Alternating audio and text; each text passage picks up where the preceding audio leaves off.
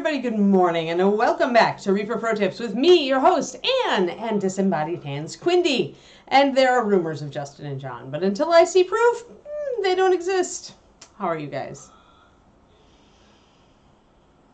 Yes, good timing. Oh, and we're going to have Squeaky Kiki, Squeaky Puppy, in the background until she settles down. I put her Critical Role on for her, but we'll see. She's kind of whiny this morning. Good morning, yes. Yeah, David calls her Keekster, and when she's squeaky, he calls her Squeakster. So he said to let you all know that she's the Squeakster. That's what she is. Very squeaky Kiki, yeah. Normally she's napping by this time, but she had this tiny cat nap, and then she woke up again when I was doing dishwasher unloading before the stream, and she, yeah. Now she's a squeaky. She's a bit of a squeaker, but that's okay. That's what puppies do. You may hear tiny howls if she really gets into it, but I'm hoping she'll go back to sleep because she has a puppy preschool class today. So we're probably going to end just a little bit early today, guys, just to make sure that I can get to puppy preschool on time, and we'll just make up our time if we haven't already. We've been going a little later on streams. So, all right, let's see. So we've got an air Scion. La la la. So I pretty much want to do a darker skin tone on this guy, is what I'm thinking.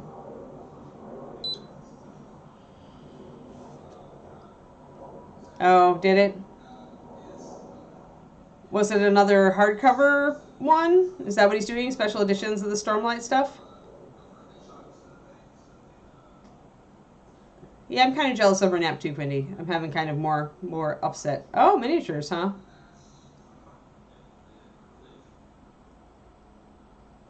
Yeah, this is Jason Weeby. So we're painting Jason stuff because I realized I paint a lot of Bobby and Julie stuff, but I do not paint a lot of Jason stuff.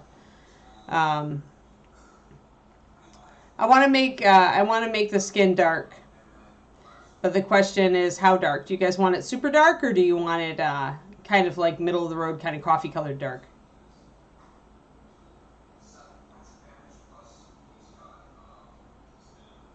I also give out a tiny howl when my nap ends. Kierniko, you're funny. You want to do a middle of the road skin tone? We can do that. We have the technology. I think I have to figure out where I threw my my oxide brown. Somewhere around here there is oxide brown. I really wanted my oxide brown around here. And if I don't find it here, I'm going to have to go fetch it. There we go. Close enough, I guess. I'm going to go, actually, guys, let me see if I could have sworn I had my actual oxide brown right here, but all I'm seeing is ruddy leather. So let me just go check the other room real quick. I have an old ruddy brown, which is close, but I'd rather use the actual oxide. So 1 second.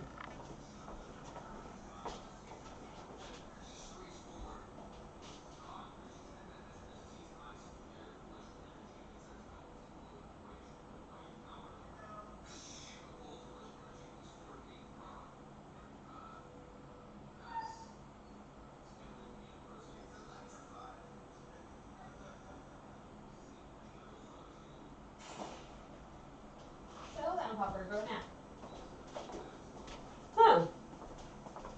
I'm not sure where that went. I thought I had it, and I am having trouble finding it at this point, which is kind of annoying, but oh well. I guess we just deal. I've got something close, so I'm going to use that. But oxide brown is actually the color that I would use. It's just that the old ruddy brown is pretty close, almost identical to the oxide. I'll find the oxide at some point. It's probably hiding in plain sight here on my desk, just out of eyesight. Although I've been trying to sort, but you know, when you've got all these colors.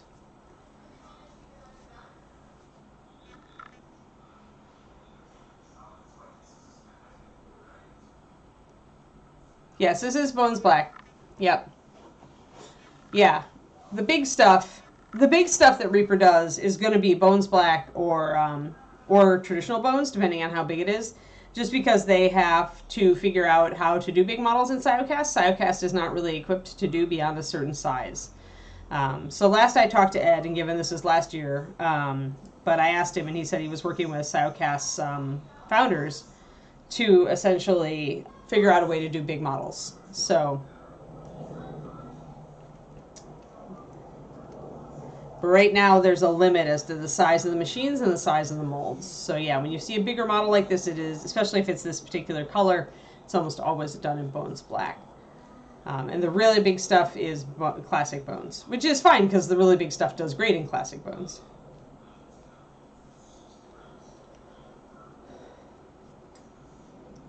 Struggling on sculpting, huh, Voxel? Alright, so normally what I do when I'm doing dark skin, what I've done in the past, unfortunately I no longer have Sphinx to show her, but I do have Zari, so let me grab her.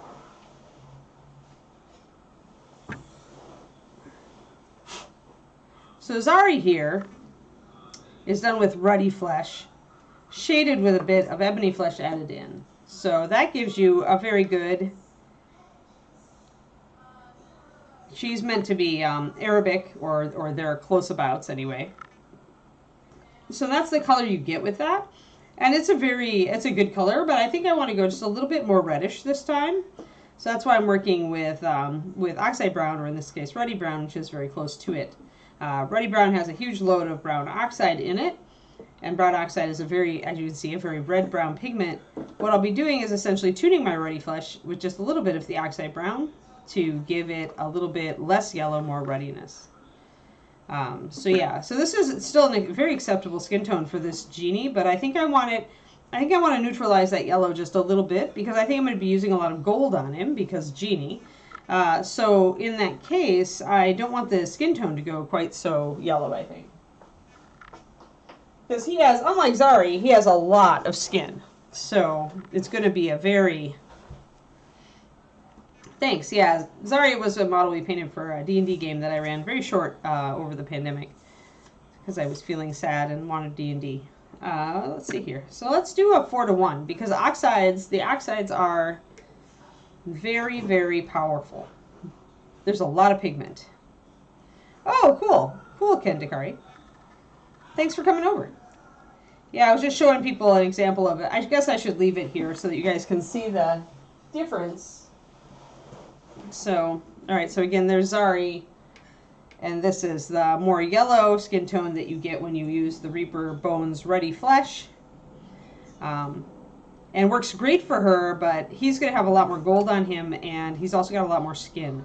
So we're going to make it a little more neutral, and I'll keep Zari here close at hand, just to show you the difference. So let's go back, and we're going to start. I haven't done this mix before, so we're going to see how it works.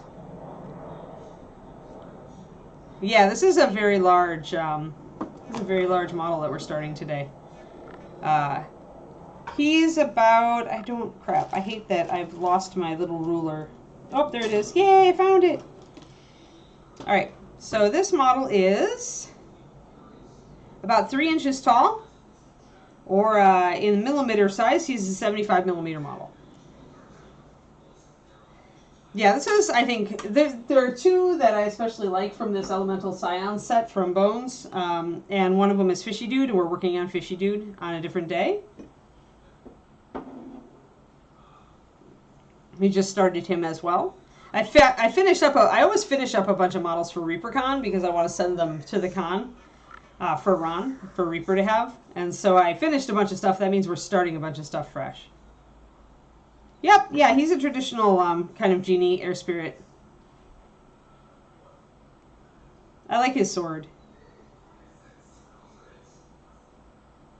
He's also got really cool, like, a cool little belt piece and shoulder pad. Pretty neat. He's this got great stuff. He's just really, really cool. There's a lot of armor, as you can see. I did want to make one final pass. Crap, I dropped. It's going to be one of those days where I drop everything, guys, just so y'all know. It's kind of that kind of day.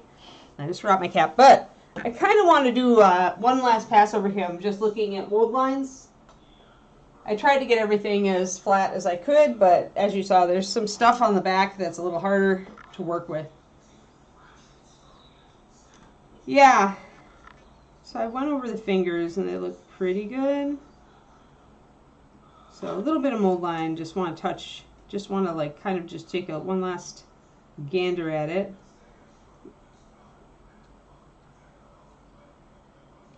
I always forget the smoke. Like I always forget, I hit the obvious parts like, you know, hands, shoulders, and then I totally forget. Hobby knife is my chosen tool for Bones Black.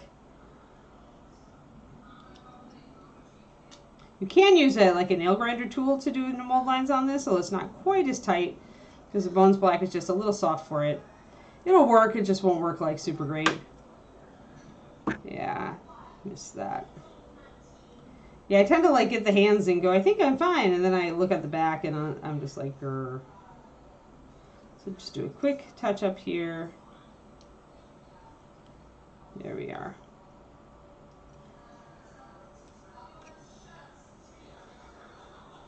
So really, I just want to carve this down a bit. All right, looking good. I got most of that.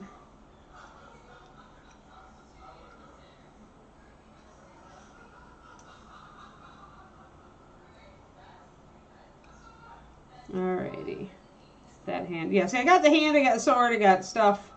I just like totally didn't look at the back of the model because, you know, me. And I got most of that. Just a little bit more, I think. But yeah, he's not too bad on mold lines, to be honest.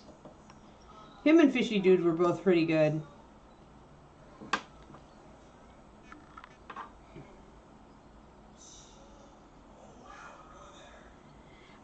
I don't know if a dark green is going to work, Viva Aqua. I mean, liquid is liquid. And you almost would use, I'm trying to think. I mean, you almost could look at a green, like, wine or oil bottle, depending. Like, my olive oil bottles are dark green. But yeah, I don't know if green is really going to be a component on this because he's an air figure, and green is not really a good color for air. It's not really associated with air, so yeah, exactly. You could do a lot of texture work. You could do a lot of weathering and stuff, for sure. Yeah, it's a cool piece. It's a cool piece. All right, so let's do our first color here. Now that I've gotten my last little mold line jaunt taken care of here. There we are.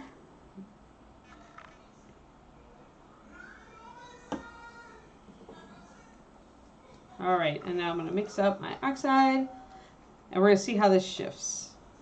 I kind of want a more neutral. It looks like it's not a lot, but I think it's going to probably shift this color quite a bit. So I'm going to throw a couple of drops, or 1 drop of water into it. And, oh, got to. Well, I might end up putting a little more paint in there. All right, so this is going to be a 5-2 starting out, and then I'll probably add a little more paint. Now, one thing that this oxide will do is to shift the color, and the other thing it will do is to give more coverage, which is really nice when you're dealing with some of these more translucent colors. That looks pretty good, though. So it did definitely shift the color, so to get up here...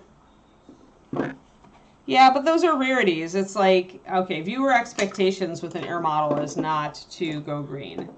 If I wanted to go, like, polluted, maybe... Here, just to give you an idea. So, you can kind of see how yellowy that was, and even the 1 drop of oxide has dropped it more, a bit moderate. I could go just a... That's pretty much what I wanted, though. I wanted just a little bit more...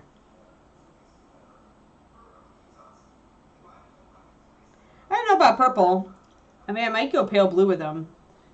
Pale blue, gold, white. Kind of looking... I've been doing a lot of purple lately as part of the thing. Like, been doing this guy on the mage. We've been working on him. And so we've got a lot of purple on him lately. We've also got... Although hers, she's more of an ultramarine, but she's got purple as well. She's almost done. So I've been doing a lot of purple lately. I kind of feel like getting away from it.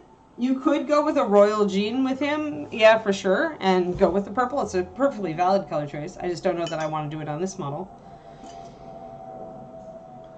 Yeah, corrupted smog elemental. That's something that you would get in Werewolf the Apocalypse role-playing game more than D&D, I feel.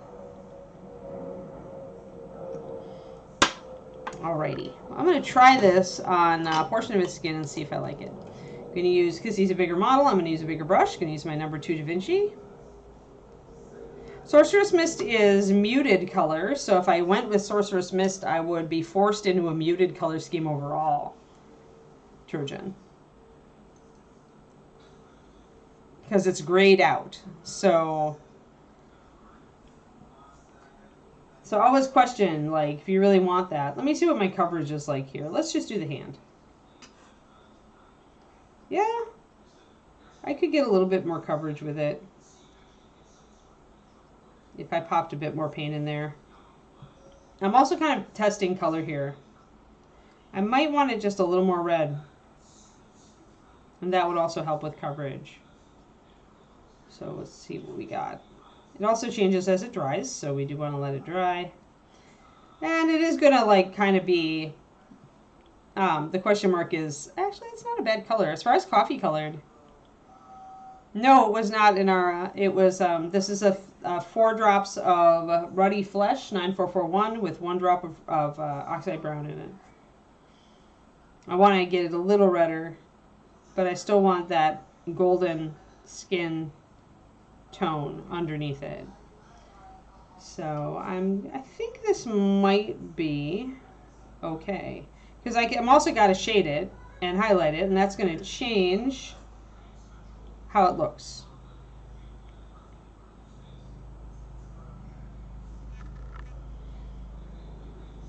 So I'm going to let that kind of dry, but it is looking pretty cool. But yeah, we're doing a muted color, a muted model already in our Ghost Walker. So she's, and when doing that, you really get into a color corner very quickly. Because muted models can get, you can limit your choices as far as what you do. Everything, if you start with a really muted grayed out color, almost all of the other colors need to be grayed out or muted. And so I don't mind doing one of those every once in a while. I like to do muted models, but it tends to also be harder for you guys as far as, like, duplicating results. And a lot of people prefer the brighter, more saturated colors. But with this guy, definitely, he's going to have a lot of, like, very royal gold on him, and his skin tone is going to be pretty saturated, even if I do make it darker. So I think I'm going to do another mix and see if I like it. I'm going to actually, the hand will be the proof of concept. I'm going to go with the darkest skin color we make, Ebony Flesh.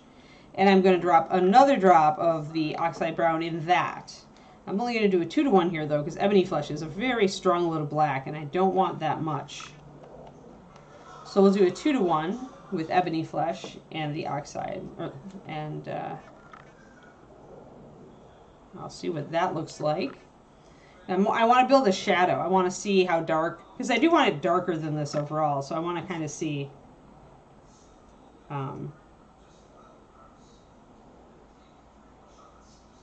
All right, that's a bit darker. I'm trying to figure out, like, what my base color, what I'm really looking for in my head. All right, I've got a 3-to-1 oxide to, or ebony to oxide. So that's giving me a very reddish brown here. I think rather than put this straight on, I think what I want to do is take a big brush full of this and mix it into my yellow. Shift the color a little bit more, and then maybe shift back. Put some yellow in there. I do this a lot. When you're mixing colors straight up, and you want your shadows and your highlights, your midtones and highlights all to go together, mixing one into the other and then the other into the one is a way to draw them closer together. Yeah, it's drying really late. Exactly. That's what I was thinking, Nara. So I think I'm going to actually go over it with this shadow color that I mixed. It's not a precise mix, So, you know, y'all have to mess with it. But in short, it's ebony flesh 3, oxide brown 1, and then it's a big brush full of my yellow mix here, which is 4-to-1 ruddy flesh to oxide. So we're kind of working with the original Bones dark skin colors, right? We're working with the ruddy flesh and the ebony. We've just got kind of this bridging color in the oxide where we're kind of using that to tune this a little bit more red, a little less yellow. So yeah, it is drying pretty light. Now, given that that looks that way, we also don't have anything else light on the figure, right?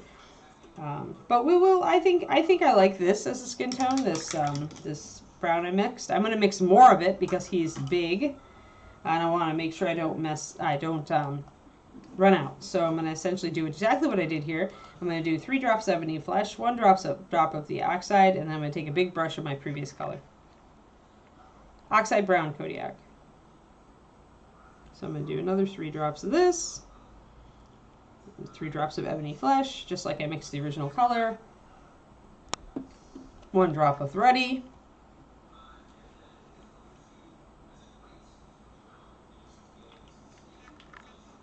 And then a big brush full of my previous color. I could also probably just drop 1 drop of ruddy flesh into it, but there we go. That went a little bit darker.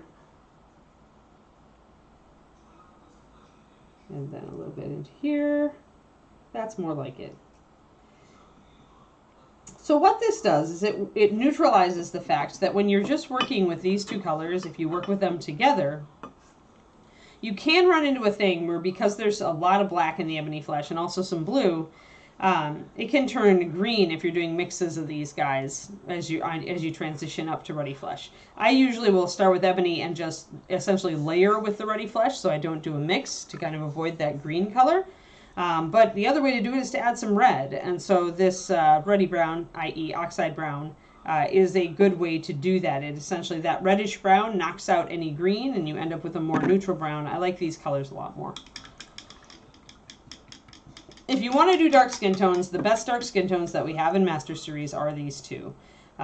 The first ones I did, I was basing more on other companies' dark skin tones because I wasn't, you know, it was just at the beginning of my tenure making the Reaper paint line, and so I wasn't as good of a mixer and I wasn't as confident in my abilities at, like, you know, color matching for that sort of thing. But by the time we got to Bones, I really feel like Bones is more the pinnacle of what I've done as far as paint line designer. I was much better at that point of working with, like, looking at skin tones and approximating the tones in paint. So I'm going to drop a little bit more water into each of these. The ebony flesh mix should have no problems covering. Ebony flesh is a huge high coverage color that it should have no problem at all covering over this Bones.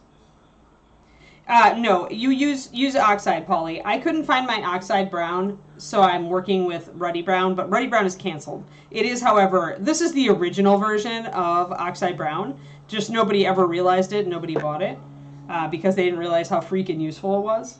This is the great angst of the paint line designer, is that I create this color that's immensely useful, but nobody understands it, so it doesn't sell. So you cannot find ruddy brown. You need to get oxide brown, which I think is 9333. Is that it, guys?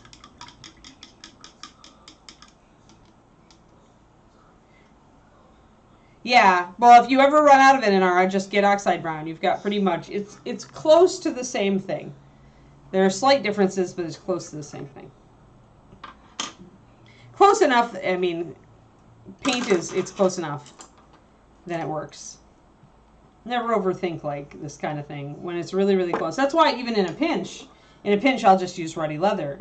You can see the similarities, even though you also see the differences here. Ruddy leather would be close enough if I hadn't found my ruddy brown. I'm still really kind of peeved at myself for misplacing the oxide, though. I have to look for where it might be in my travel bag. It's one of those that I tend to have. Oxidized, yep, that's it. It was originally oxide, and Ed changed the names. Alright, so let's go even darker. Let's go really dark. And let's start dark and work light. So this will be the shadow color of the skin, but we're starting with it anyway. And this is the way I tend to run skin anyway. Is if I was starting a little lighter, I'd be tempted to go down and then up, but this is a very dark color. So we're just going to go dark. And I kind of wanted to give him a really dark skin tone anyway, so we'll still bring it up to a coffee color. This is just a dark, no milk in it coffee color. I'll do a quick, I'm going to do one highlight on this just to make sure that I do like the effect before I put it all over the rest of him. While it's still on the hand, you can mess around and do whatever you like. Yeah, this is close to blackened brown. It's got different pigment balance. Viman Aqua, the only stupid is not asking. You can also use blackened brown as a base for dark skin.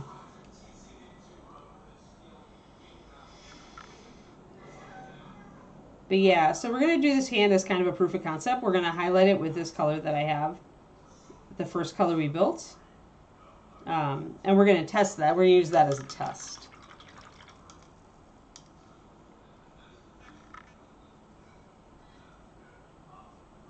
Guess I need to do like liquid filled bottles for the Patreon at some point. Although this one's not a good candidate for it because it's got this woven belt around it, so it's not going to give you as much bottle to show the liquid.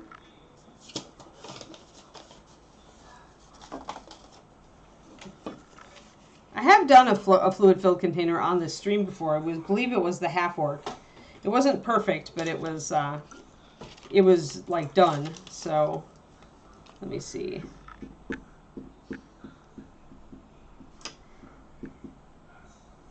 That said, the best way, like the best containers to use for if you want to make something look like it has fluid inside of it on a figure are the ones that are kind of up against a leg or up against cloth, because that limits the viewing angles, and so it allows you to create the illusion. Yeah, it's porcelain, Fabled Beast. I prefer these. I have wet palettes, but it's, for me, I really like to get my paint consistency dialed in, and I like it to stay the same. Wet palettes really aren't as good for like getting smoother blends for me. It's because you're hand mixing every brush full of paint. Whereas here I can tune in exactly what I need and keep it at that consistency for a good half hour, 45 minutes minimum.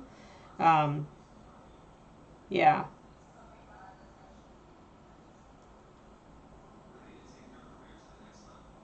Well, it doesn't have to. That's a personal artist thing. Personal artist thing, Viman Aqua. Yeah, you could totally give him, I mean, if you wanted to give him a fire potion, you could, if you wanted to. But my thing is, if I'm not going to use green any other area on the model, which I'm not, I'm pretty sure, at this point, green has no part of my color scheme, then to put something green on his leg is going to look really weird and not match with the rest of the color scheme. At worst, it'll be distracting or clash. And at best, it's just not going to match the rest of the figure, and it might, it just kind of stick out like a sore thumb. Or it might not just make sense. So that's totally an artistic call from me as far as color composition. So I will, when you're painting something just for D&D and you want to depict something like that, then do it. Or if you're just like, you want to, that's fine. It's just like, for me, I'm always approaching from the art side. And so I'm going, what colors are going to look good together? And throwing green onto the model in one spot, when I know I want to do an air gin and probably do a light blue, gold and white color scheme or something similar, then that doesn't make sense to me color-wise. Does that make sense? It's like, from me, it's just, I'm totally looking at it from a color composition. I'm not looking at this. I very seldom going into these models, like almost never, going, hey, this is this character and he's got a special potion that he's going to use in combat and yada, yada, yada. I never do that. I'm always headed into it. It's kind of like when Julie and Bob are sculpting and I ask them, hey, did you have a color in mind for this dragon? And they're like, nope, just the sculpt, right? And it's like that with me. I'm very strongly color focused. And so for me, color harmony is important. And I would get very frustrated if I made a character choice that didn't work with the color harmony.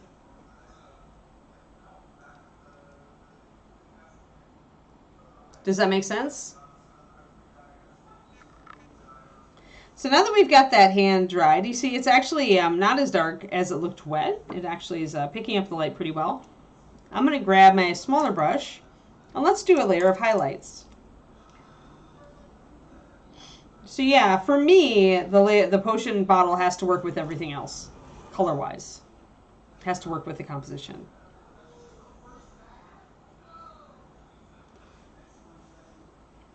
Maybe, but if he's like a desert genie, he's probably got dark skin.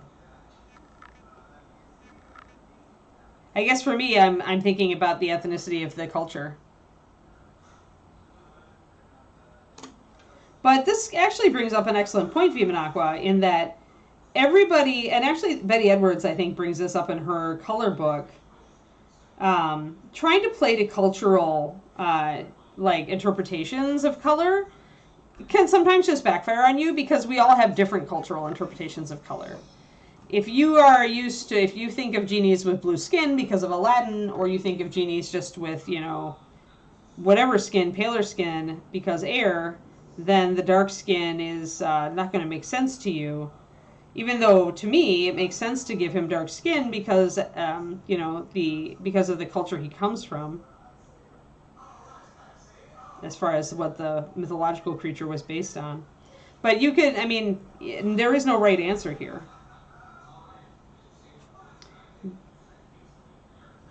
Like, there's no right or wrong. There's only what you as the artist want to do. For me, it's a, you know, it's a nice, I like doing dark skin tones, and so this is an opportunity for me to do that. Fish belly white, good point, Inara.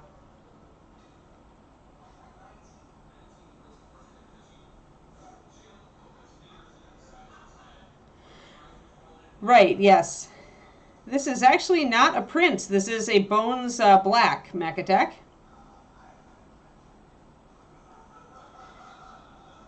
But yeah, for me, I like I think Arabic when I look at him, and so I want to do a dark skin tone. But yeah, I mean, you could do whatever you like.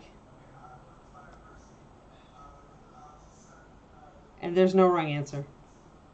I think I actually want a slightly darker, where's my rogue shadow? There it is.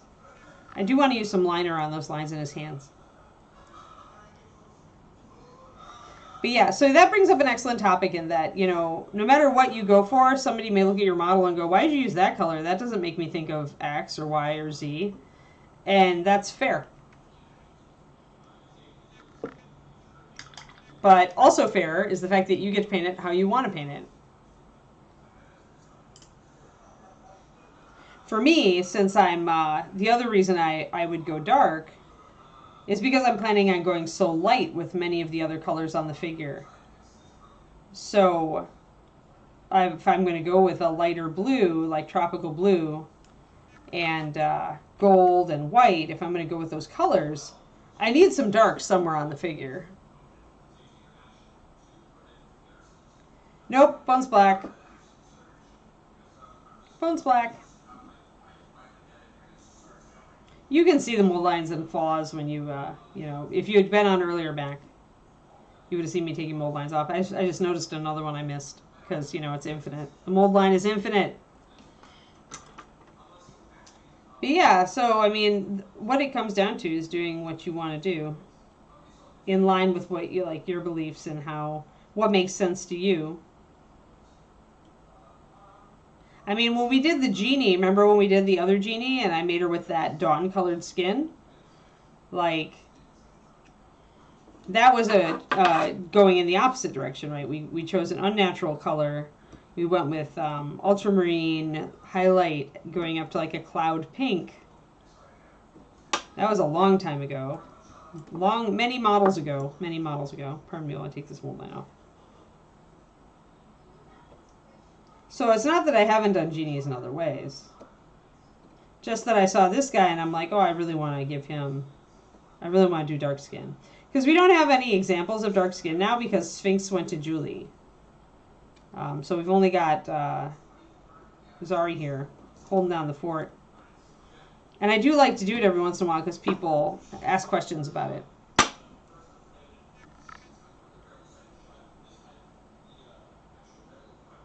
I did not go to ReaperCon. I had to stay at home because of the new puppy. David went instead and he brought a plague back. He had fun though.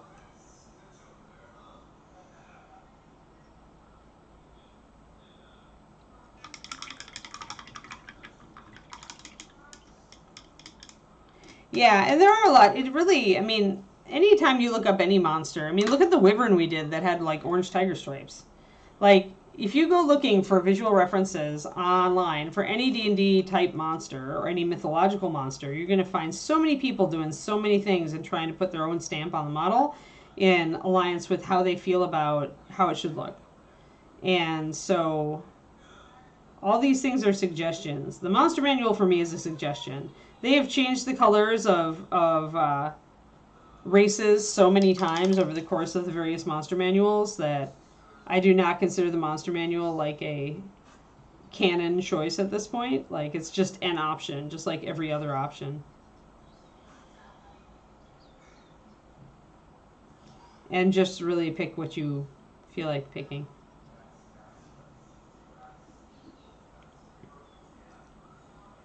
But for me, I was really excited about painting this guy with a dark skin tone, so I'm going to do it.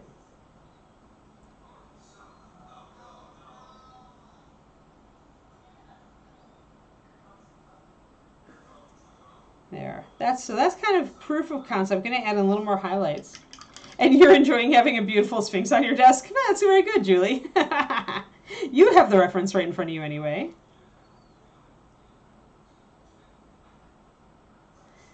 You're welcome. She was just like, I think she turned out the best of all the Julie models I painted for the year, and so I was like, this makes sense to give to Julie.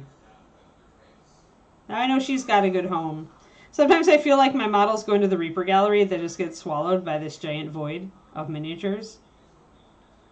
But when I give them to sculptors, then I know they'll have a, you know, a happy place with the sculptor who will appreciate them.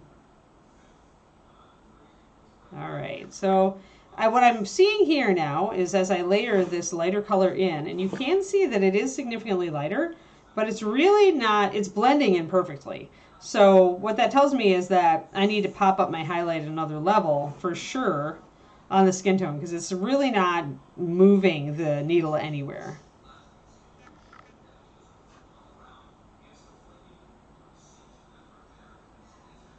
But I will still finish out the highlight. And it has shifted it a little more golden.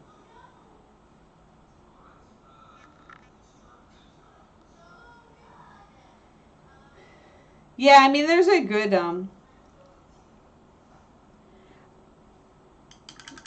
because Reaper tends to want to take its own pictures, Mac Attack. I mean, there have been times where Reaper has said, hey, you know, take the picture for us, but I don't have a great camera setup, so essentially Ron just gets presents from me. Also, I don't really want to keep them all, Mac Attack. Like, I only like to keep models that I really feel either one, I learned something on it, or two, I really love the character of the model when it's done. Or three, it's a competition level model and it's competition like winner or very high end, and I want to keep it for that reason. I got in the habit very early because I used to sell everything I painted. For a while I was making a living painting and selling models on eBay back in the day. And I got very much into the mindset of I don't want a lot of stuff sitting around at home for me. I would rather sell the model on the Patreon or give it to my friends or give it to Reaper for their gallery, especially because this stream is sponsored by Reaper. And Reaper has been really, really good to me over the course of the entirety of, you know, my relationship with them. So right now, just giving those models to Reaper essentially gives them models to kind of say, hey, thanks, because they're, you know, doing great things like paying me to do this stream and, you know, and other stuff, giving me a lot of free credit and stuff like that. So for me, I want to give the model to Reaper to have. I don't want to keep it. Like, there are so few models that I paint, and I'm trying to get around this because actually I've been trying to emulate my fiance more, David. And he paints a lot of stuff just for fun and just keeps it no matter what level it's at. But for me, yeah, in the past I've only kept like really landmark minis. That's why I have almost nothing from my early days of mini painting. That's the downside. The upside is I got to eat. The downside is I have almost nothing left from those years except for my first ever Golden Demon winner. All right, so 2 big brushfuls of this, and I'm going to mix the highlight for it. I'm going to use, I think I'm going to use Candlelight, tiny bit of Candlelight yellow, maybe half a drop. So I'm going to squeeze some of it out if I can get it. I don't know. We need to pokey tool this.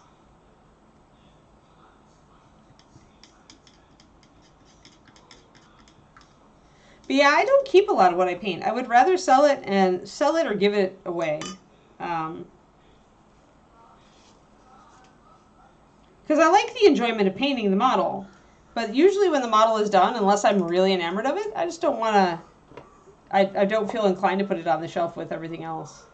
Like if I kept all my Pro Tips models, like I'd have a lot of models like kind of blocking up the shelf, and then when I wanted room, so squeezing out a little and then just pressing the nozzle on the side gives you like half a drop instead of a full drop.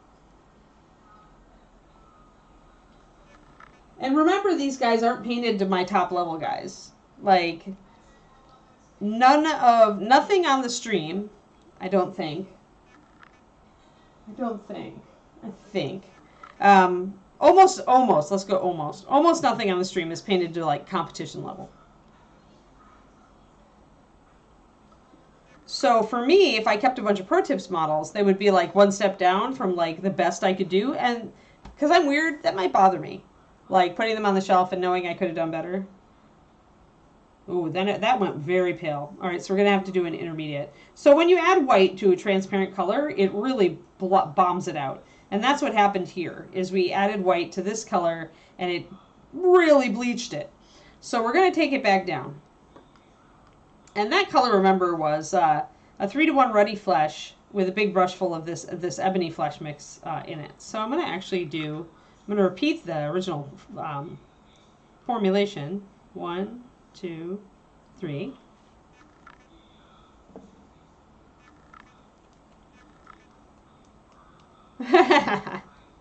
But that's my mental state, guys. Yes, no, if you're doing D&D, but for me, and it's entirely because I went in. It's because I made a living selling them, guys, and so I got very used to letting them go. Like I do not get attached to almost anything I paint. The only reason I kept my Borka bust in the end, the one that I painted for Privateer, was because he ended up earning me a Grandmaster. Otherwise, I would have probably sold that. Like, the only models that I like to keep around are the models that I look at and they just really make me happy. And although I can look at a model and feel satisfied, there are a few models I paint that I look at and just really bring me kind of that joy. And that's just, like I said, that's my weirdness. That's me. Because of everything I've gone through and being a painter for hire and all of that. So I'm going to try to mix a little bit more of this because I've really come down on it. So 3 drops, 1 drop of Ruddy Brown, and then 1 big drop of that ebony mix. Big drop of ebony into that. And that's just about right. Perfect. So now we've got a triad that we've mixed. Here, let me move it over into the camera. Get the big black base in there. So now we've got this triad. We've got the color I ended up using as my base. We've got that color I ended up using as my highlight. And I've got 1 more color up here. And I believe I'm going to grab 1 brush full of this and add it to this. Because again, that's going to make these have more in common. And I'm going to kind of see if I like it. It's looking a little yellowy for me, but we'll see. Red Links, Julie Guthrie, green users in the chat, currently owns that Sphinx figure. I gave it to Julie. For many, many years, I've been wanting to give my sculptor friends painted figures. And I just never had the time. I never ever had the time to put into painting models for all my friends. I had enough time, like, I have enough trouble finding time to paint just for myself. So this show, I realized this past year that this show gave me an excellent opportunity to paint something well and then give it to my friends. So that's why Julie owns the Sphinx. Yeah, that makes sense, Inara. No, don't ever take like my mindset and apply it to yourself and feel inadequate. Like it's really is. It comes from being such a mercenary all these years, where I was used to having to look at a model that I had spent 40 or 50 hours on and then having to sell it, right, just to make rent or whatever. Like it's just that the mindset that I got into. I got very high stakes with it, where I just felt like I'm not going to keep anything unless it's like really something I love. And now, of course, I don't have to worry about that. So I'm kind of seeking to change my mindset a little bit.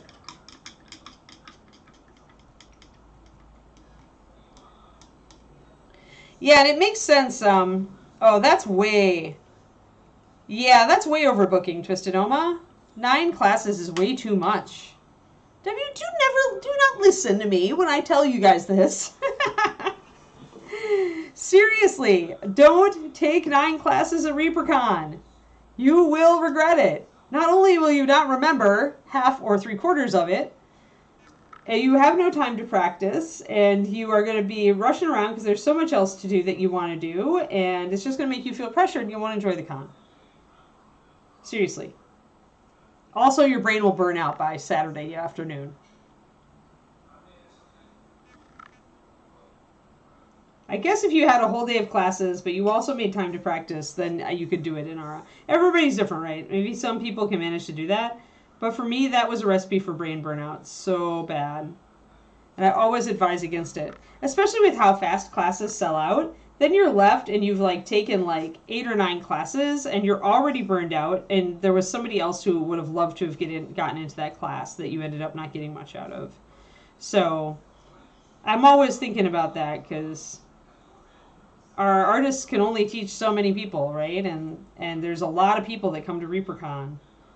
So I was tended to advise very conservatively with classes, both for your own benefit and the benefit of everyone else. So I'm going in and I'm just getting using that new highlight to pick up that skin tone detailing. Oh.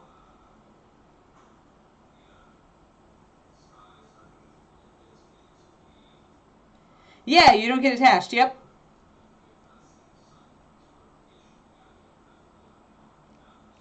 Yeah, mech attack. All of that. Yep. Yeah, and I'm a writer also, and so it's like writing and painting, it's the same kind of thing. It's like, it ceases to be your baby. Like, when you get it done, it's like, then you move on, right? And so, yeah, I just don't get attached to things, and I enjoy...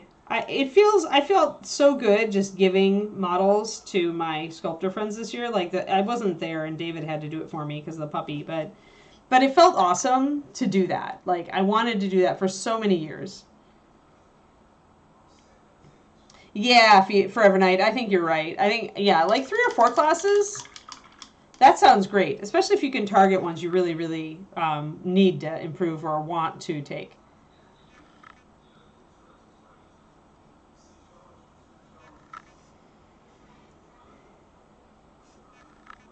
Okay, so I'm bringing up the pads of the fingers because they're all kind of sticking out. They're going to catch the light. The fingers back here, he's kind of crooking them backwards, you see? So I put in a darker shadow, the rogue shadow there. I'll do a little bit of a highlight on these guys. And then maybe a little bit of highlight here. So bringing out the details. Because it is such a well-sculpted hand, you want to bring out those details. And I think this proof of concept for the skin tone is pretty good. I'm going to have to swatch it. I think I'm going to swatch it right now, since I talk about this all the time. Whenever you are doing a complicated mix, and this is definitely a complicated mix, do keep a record of it. Some people just use an app, and some people use their phone. I have these little Bristol board and watercolor cards that I use that are the same size as magic cards, so I can put them in a binder. So let us do our gin skin. Oh yeah. Yeah, handouts are expensive to print, and also us painters honestly get like overwhelmed trying to get them all done before cons. I did a big handout for my classic Kubla this year, and it reminded me how hard it is to get that done on top of everything else. All right, so for the shadow, we're going to have Rogue Shadow. That's simple enough. We'll do a little swatch. Yeah, spiral watercolor book is a great thing to do. And then this one is the base coat. And I do a little swatch, and then I do the formulation next to it. And then there's the first highlight. So we can see these coming up. And I'll do the last.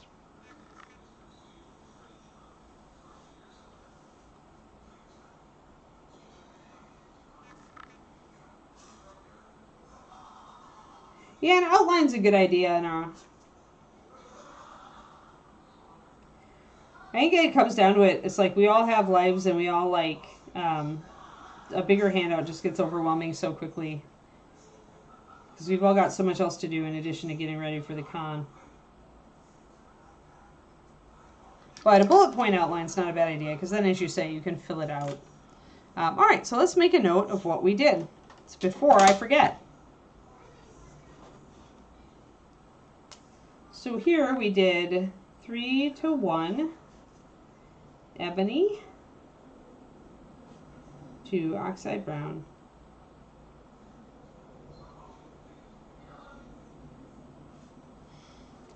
Plus 1 brush of this. And I just do shorthand pretty much. There's a lot of things that would be nice, Kodiak. It's just hard sometimes. All right, so this one is 4:1 Ruddy Flesh. Oh, actually, I did this backwards. I think I did the 4 there and the 3 here. That's why when you're doing complex mixes, like, stop and fill this out sooner rather than later. Oxide brown. Plus 1 brush of this. So I'm essentially doing all my little things, and this is Rogue Shadow. And then this final one is 2 brushes of the above.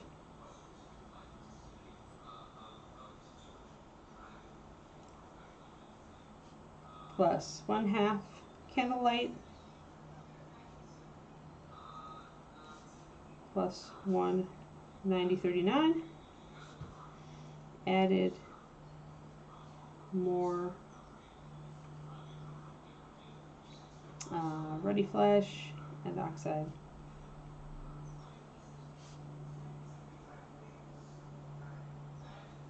In 3:1 ratio to darken. So I can essentially look at these notes and figure out a way to adjust all of this. So now I've got a record of how I did the gin skin. And I can put that right up under the model on the shelf. Just do it. It's Rogue Shadow is in a fast palette poly. It is available, but it's in a fast palette color. It's in one of the Adventure color set, I think. In all cases, just use brown liner. If you want an equiv. Rogue Shadow does have some qualities that are different from brow liner. It's a little bit stronger, not quite as transparent, so I do like it for things like putting a harder shadow on skin. So I like this skin color right now. Yeah, sorry for Evernight. David said a lot of people mix me.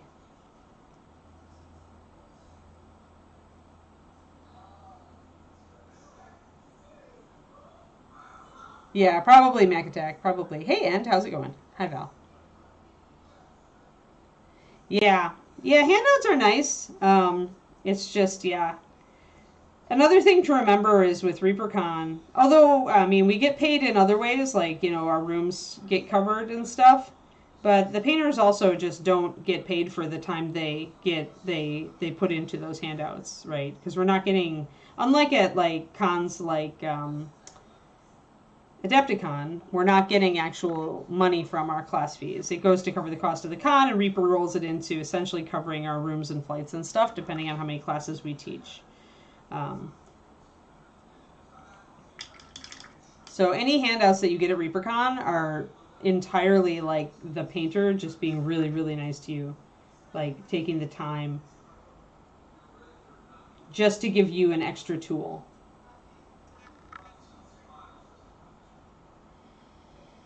Yep, Paint Club. Yeah, I miss Paint Club. Paint Club was great.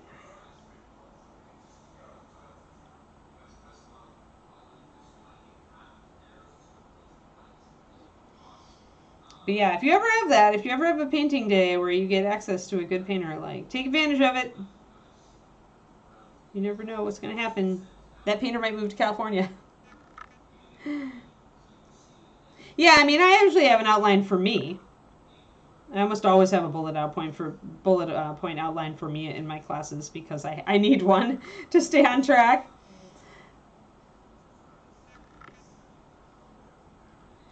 I mean, the best you can do is ask instructors to do if they can do like an outline or would consider doing an outline. But I know so many of them, like me, run into it at the con. It's like, oh my god, it's ReaperCon already. Oh my god, I have to prep all my class minis, yada yada. We all had to prep our class minis. I think David had to prep his himself this year. So that, I think, looks like a really nice skin color, guys. I really like the look of that. It's dark, but it's got the details. You can see the light coming up on it. You get to see all the great details of the hand.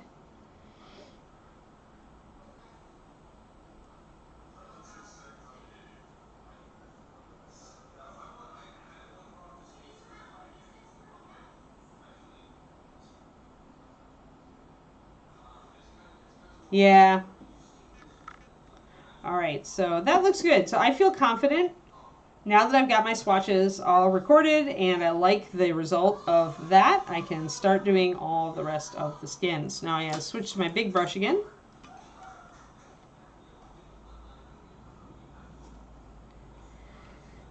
But yeah, I agree with you. An outline, especially if you're like me and you tend to do an outline anyway, making an outline for students is certainly something that could be done pretty easily. There we go. Although I find that I overachieve when I start things like that. I tend to go overboard and then I don't have the oomph to finish it. Alright. Just kind of getting a couple more mold lines taken care of. Just noticing them as they come up. Alright. Alright, skin. I think all the skin. I have to make sure all the skin is at least good. Yeah, I got that one. I got that mold line. I got that. I got that. I got that. All right, we are good to go on skin. Let's go.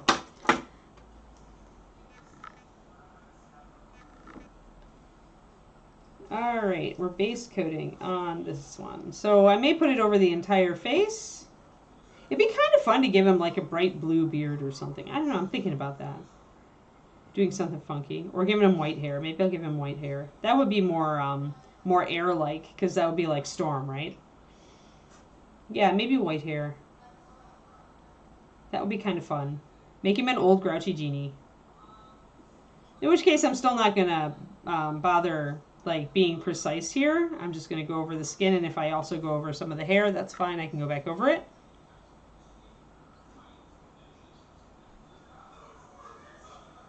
Not all great. Not all good teachers do outlines. It just depends on what kind of brain you have. This is why I did that. Like, I'm just the kind of person who likes to break things down and analyze them. I have a very strategic mindset, and I get very upset if I can't do that. Like, I'm no good at all if I can't do that. So I don't think that it's like necessarily, I can't tell what that is, but I think it's an ear. I don't think it's necessarily that great authors or painters like are planners. I just think that some of us are, and we depend very heavily on it. Like, there are plenty of people who extemporize and are great at what they do and are able to like pull it off the top of their head without having like outlines and notes and stuff. I am not necessarily one of them. I teach far better. Like, that's why I make an outline before I do any video or any video for the Patreon. I stop and I do a write-up, a real brief one, to make sure that I hit all my points and can present them to you guys in a coherent manner.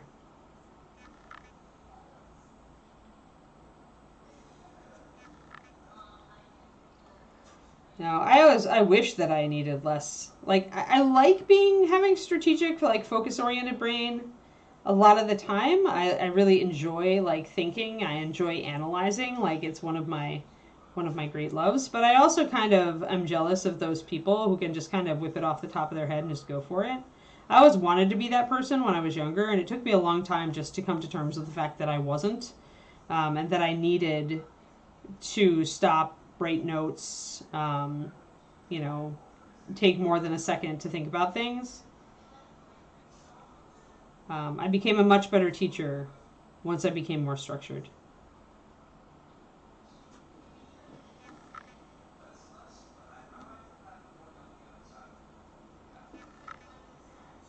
I feel more like this, that it's like you have a particular approach to life, Zechariah, and you just carry that into all aspects of your life.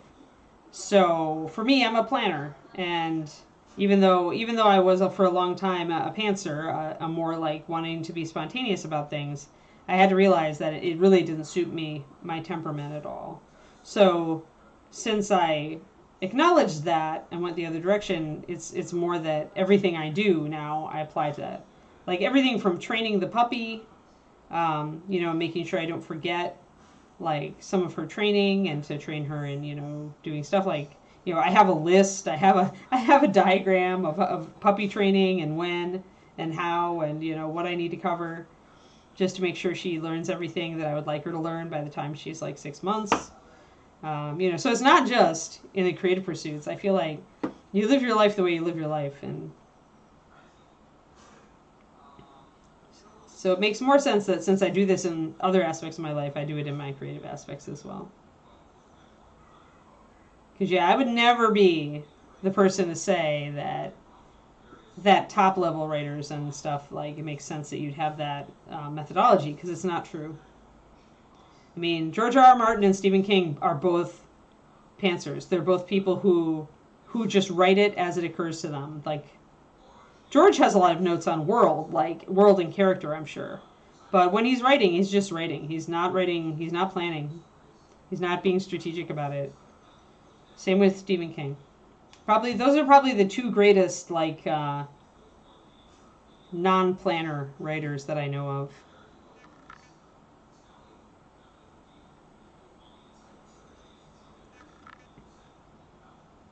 Yeah, I just always get a better product when I plan. Like, it was very hard learning that lesson. I really, really, part of me just wants to go in by the seat of my pants all the time and just wing it. But I started being unhappy with the results. And then I started putting more and more structure into my day and into my life. And that was when I started seriously getting crap done. When I started really structuring it. I think that was about the same time that I took over the paint department. And you had to be ahead in the paint department. You had to be ahead of the game. You had to be organized. You had to have a plan. There was no seat of your pantsing the paint department, in my opinion. So I think that just gave me a framework, and then I started applying. When I saw good results from that, and that I wasn't stressing out as much, then that gave me a framework to apply everywhere. So this is cool, guys. Isn't this cool? Look how dark that is. I like it. I like this color. Oh, getting our new furniture. Nice, Crowley. Yeah, I have to. Oh, we have to wrap it soon. I have to wrap it in about 8 minutes because my puppyling has to go to her second puppy preschool class, where she will meet new puppies and be scared of them until she's not. I think this is a really nice looking skin color. I think it'll work, and when I make his hair white, it'll help reinforce the air thing.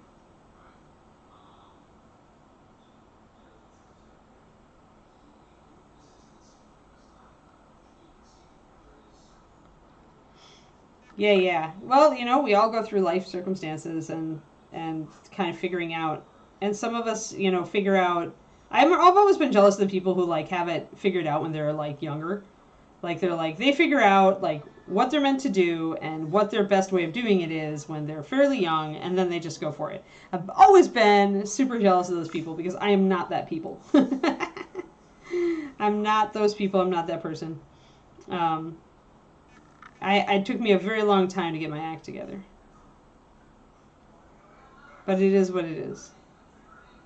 Now, you know, you can't, it's just the way it is, so you can't, like, cry about it.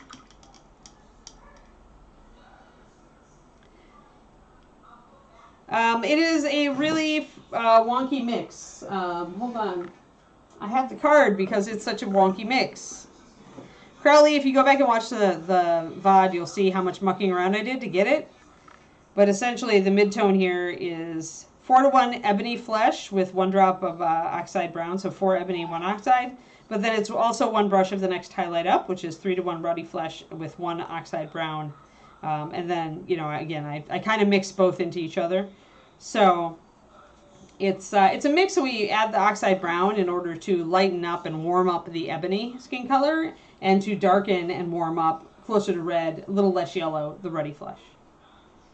I am hearing the Kiki howls now. The pupster. The pupster has awoken.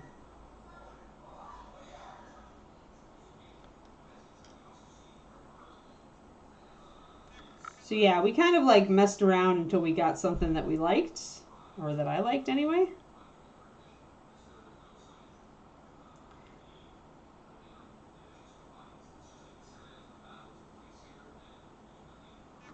So we got to kind of look at the musculature here.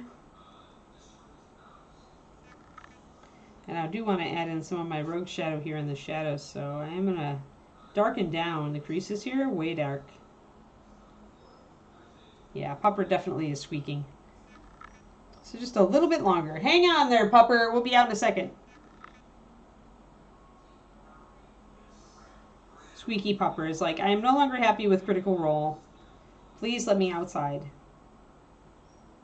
Then I gotta load her into a car. And hope the traffic isn't too bad. So getting that dark shadow in there is necessary so that we get some definition here. Sure, no problem, Kodiak. Like I said, she's one of the... I think she's in like the top 2 or 3 breeders out there for Shiloh Shepherds. She's great. Great lady. And she cares a lot about the dogs.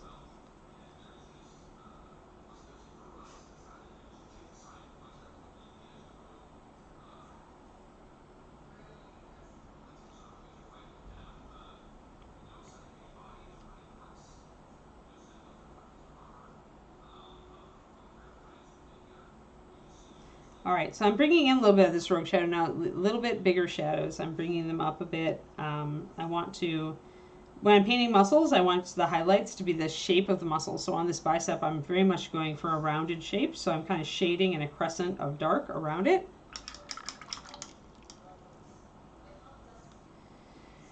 Yep, we just started him today, Major. We're doing the water and we're doing the air right now.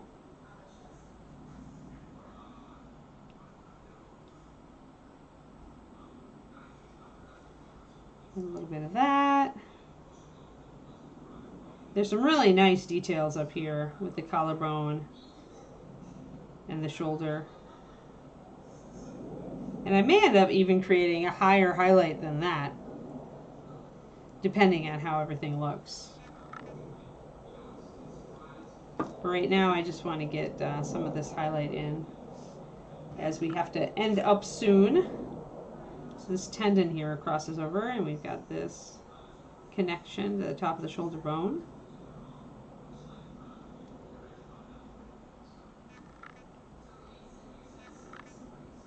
Yeah, I really enjoy painting dark skin tones. I think they're really beautiful. Can do a lot of interesting colors in the highlights and shadows.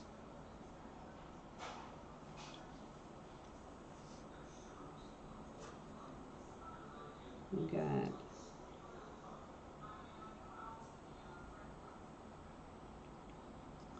a couple of different shapes here in this bicep, or in this shoulder muscle. Yep, have a good one.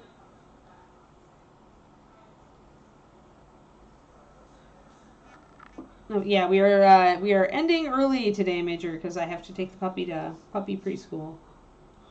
We have every other Thursday, or Tuesday rather, we'll have this for just a couple of weeks while I get her acclimated to playing with strange puppies and work on some basic obedience with distractions. But yeah, so we're slowly working that up just to see how that is coming together. But this is the skin tone that I really wanted, so I'm very happy. It's very close to what I wanted.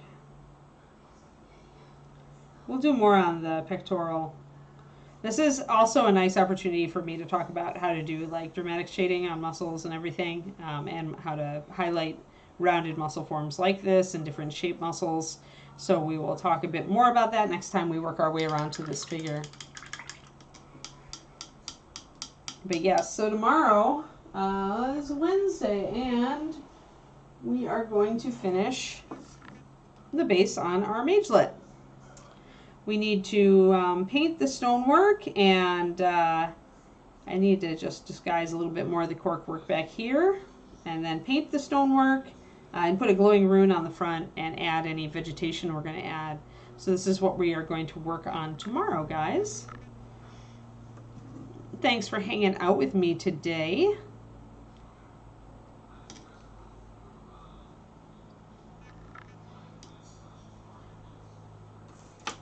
And I hope that you all have a lovely Tuesday.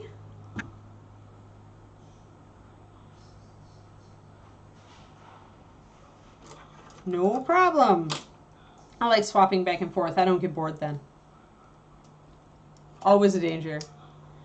All right, guys, off to the Kiki class I go. Need to empty the puppy before we get on the road. All right.